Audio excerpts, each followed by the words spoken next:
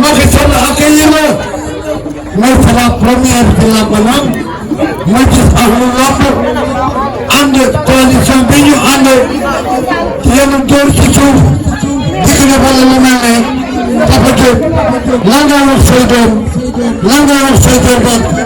ak lan nga wax réew mi. Salaamaaleykum mbooloo mi maa ngi nuyu kenn ku nekk ak sa sant.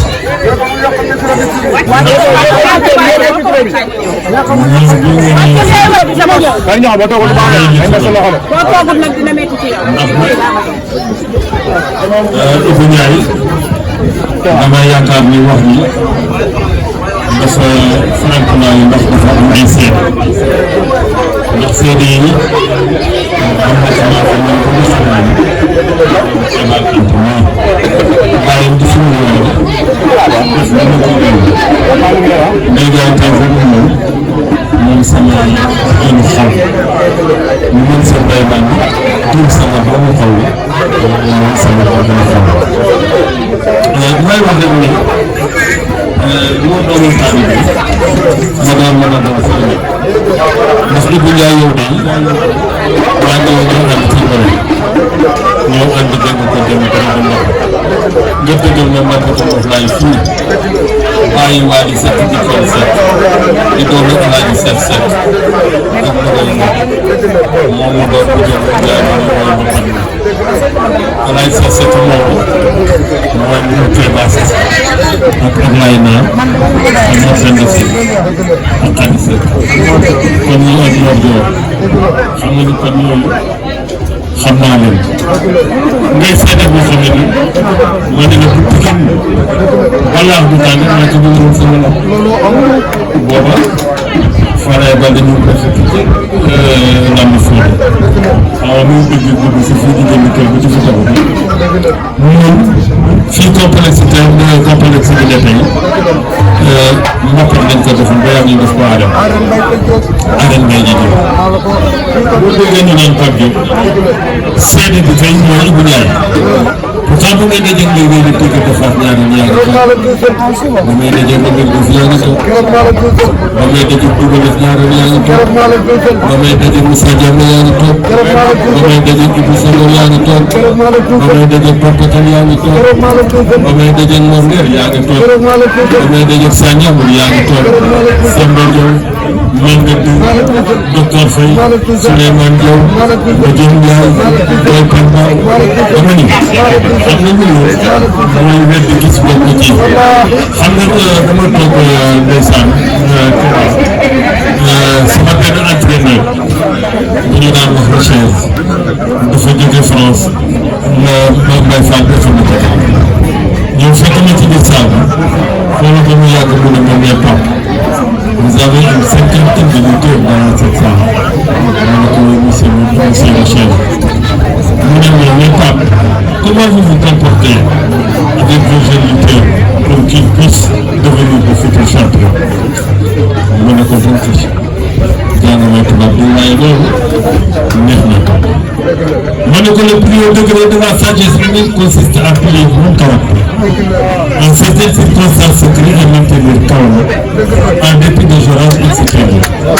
Quand le vent siffle, les arbres noirs s'inclinent au fédération. waaye man Pape ancien champion d'Afrique, ancien capitaine de l'équipe nationale du Sénégal, professeur national international. Quand le vent siffle, arbre yëpp a mën a tëdd wala ñu bañ a tëdd waaye monsieur le chef ñaa ma ne ko l'ouragan le plus redoutable des vents s'il siffle jusqu'à demain je décline. Je ne me dérange pas parce que je suis dans le droit chemin, le chemin de la vérité et cette vérité finira par triompher. Daanaa dégg ñu naan toute vérité n'est pas bonne à dire mais Ndiaye la vérité elle est verbale. Disons la vérité même si la vérité sera nous préjudice. maa ngi leen di daal di ko am.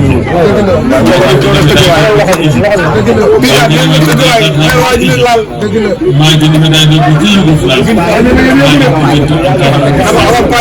leen di ñetti ci Olympique 1972 ñaari ñeenti at jaar bi ma def wala yàlla ko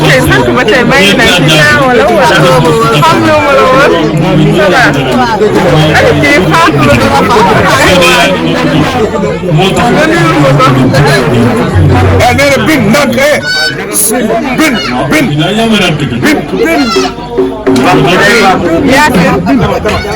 Yacine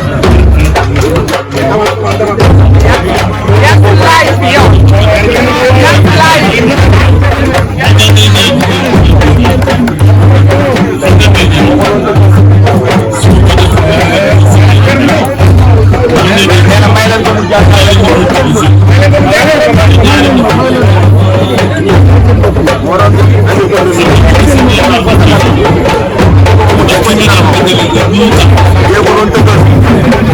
l'histoire se répète.